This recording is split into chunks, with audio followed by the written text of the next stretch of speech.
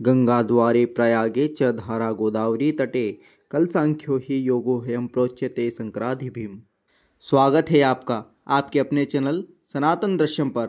12 साल के लंबे इंतजार के बाद साल 2025 में कब से लगने जा रहा है महाकुंभ 2025 के बारे में आगे बढ़ने से पहले एक लाइक के साथ सनातन दृश्यम चैनल को सब्सक्राइब जरूर कर दें। महाकुंभ में स्नान करने मात्र से व्यक्ति के समस्त पाप धुल जाते हैं और उसे जन्म व मृत्यु के चक्र से मुक्ति मिलती है। इसकी शुरुआत मकर संक्रांति के साथ होती है और इसका समापन महाशिवरात्रि के दिन होता है। कुंभ के मेले की सबसे बड़ी विशेषता यह है कि यह हर 12 साल में लगता है, जहां करोड़ों की संख्या में आते हैं श्रद्धालु। जहां केवल भारत देश के 4 विशेष स्थानों पर ही इसका आयोजन होता है। सनातन धर्म में कुंभ मेले को बहुत ही खास माना जाता है। कुंभ की भव्यता और मान्यता का अंदाजा आप इसी बात से लगा सकते हैं कि कुंभ में स्नान करने के लिए लाखों करोड़ों श्रद्धालुओं की भीड़ जुटती है। अगला महाकुंभ प्रयागराज इलाहाबाद में आयोजित होने जा रहा है। इसका आयोजन केवल सिर्फ प्रयागराज, हरिद्वार, उज्जैन और नासिक में ही होता है। महाकुंभ की शुरुआत पौष पूर्णिमा स्नान के साथ होती है, जो कि 13 जनवरी 2025 को है। वहीं महाशिवरात्रि के दिन 26 फरवरी 2024 को अंतिम स्नान के साथ कुंभ पर्व का समापन होगा। इसी दौरान शाही स्नान की तिथियां कुछ इस प्रकार रहने वाली है, जिसमें सर्वप्रथम 14 जनवरी 2025 को पहला शाही स्नान मकर संक्रांति के दिन होगा। दूसरा शाही स्नान 29 जनवरी 2025 मौनी अमावस्या को और तीसरा शाही स्नान 3 फरवरी 2025 वसंत पंचमी। चौथा शाही स्नान 12 फरवरी 2025 माघी पूर्णिमा और अंतिम 26 फरवरी 2025 महाशिवरात्रि के दिन होगा।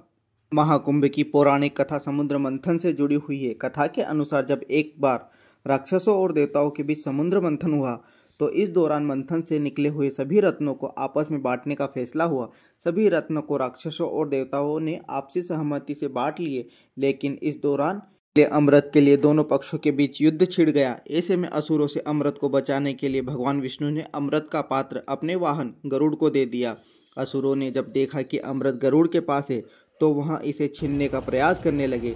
इस छीना झपटी में अमृत की कुछ बूंदें धरती की 4 जगहों पर यानी प्रयागराज, हरिद्वार, उज्जैन और नासिक में गिरी। जहां जहां यह बूंदें गिरी थी, आज वहीं पर 12 सालों के अंतराल में कुंभ मेले का आयोजन होता है। समुद्र मंथन के दौरान देवताओं और राक्षसों के बीच अमृत को पाने के लिए 12 दिनों तक लड़ाई चली थी। वहीं शास्त्रों के अनुसार देवताओं के 12 दिन मनुष्य के 12 वर्षों के समान होते हैं। इसलिए महापर्व कुंभ प्रत्येक स्थल पर 12 वर्ष के बाद लगता है। वहीं 12 साल में कुंभ लगने का एक कारण बृहस्पति ग्रह की गति को भी माना जाता है, जो इस प्रकार है।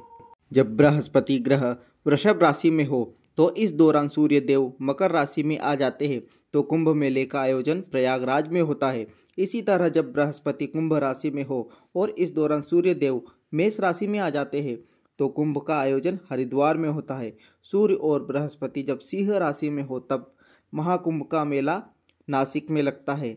जब देवगुरु बृहस्पति सिंह राशि में हो और सूर्य मेष राशि में हो तो कुंभ का मेला उज्जैन में लगता है। महाकुंभ का आयोजन सनातन धर्म के प्रमुख तीर्थ स्थलों पर पवित्र नदियों के किनारे होता है। यह स्नान और धार्मिक अनुष्ठानों के लिए अत्यंत शुभ माना जाता है। ग्रहों की विशेष स्थिति जैसे सूर्य, चंद्रमा और बृहस्पति की स्थिति के आधार पर महाकुंभ का समय और स्थान निर्धारित होता है। प्रमुख आयोजक स्थान प्रयागराज त्रिवेणी संगम, जहां मां गंगा, यमुना और अदृश्य सरस्वती का संगम होता है। वहीं दूसरी ओर हरिद्वार में गंगा नदी का तट और उज्जैन में शिप्रा नदी का, वहीं नासिक गोदावरी नदी का तट है।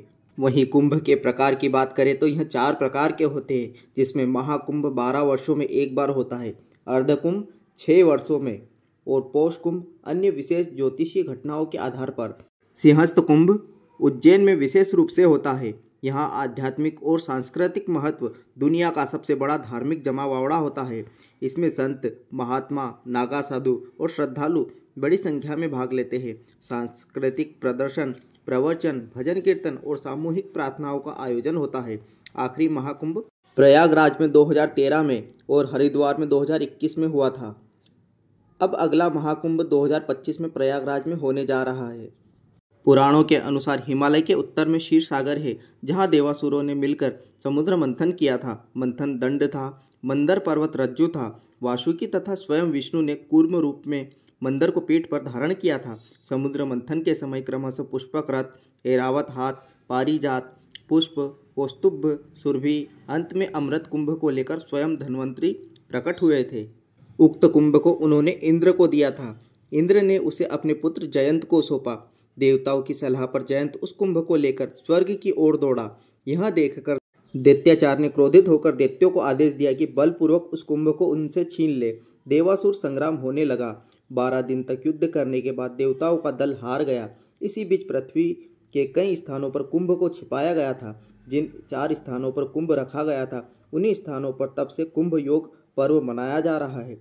देवताओं के 12 दिवस, नरलोक के 12 वर्ष होते हैं। यही वजह है कि प्रति 12 वर्ष के पश्चात कुंभ में स्नान करने के लिए यह महोत्सव होता है। सूर्य, चंद्र और बृहस्पति देवासुर संग्राम के समय अमृत कुंभ की रक्षा करते रहे। इन तीनों का संयोग जब विशिष्ट राशि पर होता है तब कुंभ योग आता है। गंगा द्वारे प्रयागे च धारा गोदावरी तटे कल सांख्यो ही योग्यम प्रोच्यते संक्रांतिभी।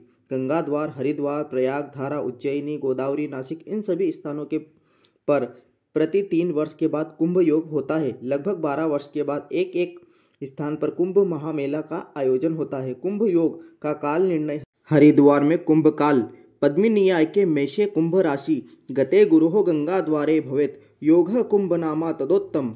बृहस्पति कुंभ राशि एवं सूर्य राशि में जब होते तब हरिद्वार में अमृत कुंभ योग होता है। वसंते विष्णुवे चैव घटे देव पुरोहिते गंगा द्वारे च कुंत्याख सुधामिति नरो यतः।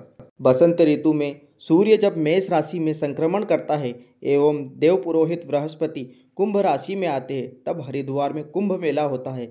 इस योग से मानव सुधा यानी अमृत प्राप्त करता है। कुंभ राशि गते जीवे यद्दिने मेष केवरोह हरिद्वारे कृतः स्नान पुनरावृत्ति वर्जनम। जिन दिनों में बृहस्पति कुंभ राशि में एवं सूर्य मकर राशि में रहेंगे उन्हीं दिनों हरिद्वार में कुंभ स्नान करने पर पुनर्जन्म नहीं होता। प्रयाग में कुंभ काल मेष राशि गते जीवे मकरे चंद्र भास्करो अमावस्या तदा योग पकश्य तीर्थ नायके। बृहस्पति मेष राशि में तथा चंद्र सूर्य मकर राशि में जब आते हैं और अमावस्या तिथि हो तो तीर्थराज प्रयाग में कुंभ योग होता है। बृहस्पति और सूर्य दोनों जब कुंभ राशि पर आते हैं तब गोदावरी में मुक्तिप्रद कुंभ योग होता है। सूर्य मेष राशि में एवं बृहस्पति सिंह राशि में जब आते हैं तब उज्जैनी धारा में सभी के लिए सुखदायक कुंभ योग आता है। ज्योतिष शास्त्र के अनुसार ग्रहों का शुभाशुभ फल मनुष्य के जीवन पर पड़ता है। बृहस्पति जब विभिन्न ग्रहों के अशुभ फलों को नष्ट कर पृथ्वी पर शुभ प्रभाव का विस्तार करने में समर्थ हो जाते हैं तब उक्त शुभ स्थानों पर अमृतप्रद कुंभ योग अनुष्ठित होता है। अनादिकाल से इस कुंभ योग को आर्यों ने सर्वश्रेष्ठ साक्षात मुक्ति पथ की संज्ञा दी है। इन कुंभ योग में उक्त पुण्य तीर्थ स्थानों में जाकर दर्शन तथा स्नान करने पर मानव काय मनोभाव से पवित्र, निष्पाप और मुक्तिभागी होता है। इस बात का उल्लेख पुराणों में भी है। यही वजह है कि धर्म प्राण मुक्तिकामी नर नारी कुंभ योग और कुंभ मेले के प्रति इतने उत्साहित रहते हैं।